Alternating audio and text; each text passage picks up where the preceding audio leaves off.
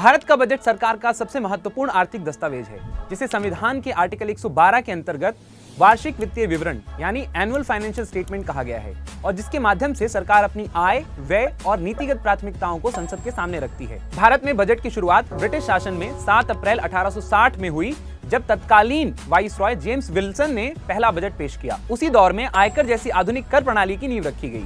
स्वतंत्र भारत का पहला बजट 26 नवंबर 1947 को R.K. शनमुखम चेट्टी ने पेश किया। संवैधानिक रूप से बजट राष्ट्रपति के नाम पर प्रस्तुत होता है, लेकिन संसदीय परंपरा के अनुसार इसे वित्त मंत्री लोकसभा में पढ़ते हैं। लंबे समय तक बजट फरवरी के अंतिम कार्य दिवस को शाम 5 बजे पेश किया जाता रहा है, जो औपनिवेशिक काल में ब्रिटेन की समय सारणी के अनुसार था, लेकिन बाद में इसे सुबह के समय में बदला गया है। 2017 में बजट की तिथि 1 फरवरी कर दी गई ताकि संसद को समय पर मंजूरी मिल सके और नई योजनाएं 1 अप्रैल से लागू हो सकें। इसी वर्ष रेलवे बजट का केंद्रीय बजट में विलय भी हुआ, जिससे 92 वर्ष पुरानी अलग परंपरा समाप्त हो गई।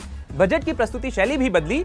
दशकों तक इस्तेमाल होने वाले चमड़े के ब्रीफ केस को 2019 में भारतीय परंपरा के प्रतीक बही खाते ने स्थान लिया और बाद में बजट पूरी तरह से डिजिटल माध्यम में प्रस्तुत होने लगा। भारत के इतिहास में सबसे छोटा बजट भाषण 1977 में मात्र 800 शब्दों का रहा है, जबकि सबसे लंबा भाषण 2020 में लगभग 2 घंटे 40 मिनट का रहा है। बजट से ठीक एक दिन पहले जारी होने वाला आर्थिक सर्वेक्षण देश की आर्थिक स्थिति, विकास दर, महंगाई और चुनौतियों का विश्लेषण कर बजट के लिए वैचारिक आधार तैयार करता है।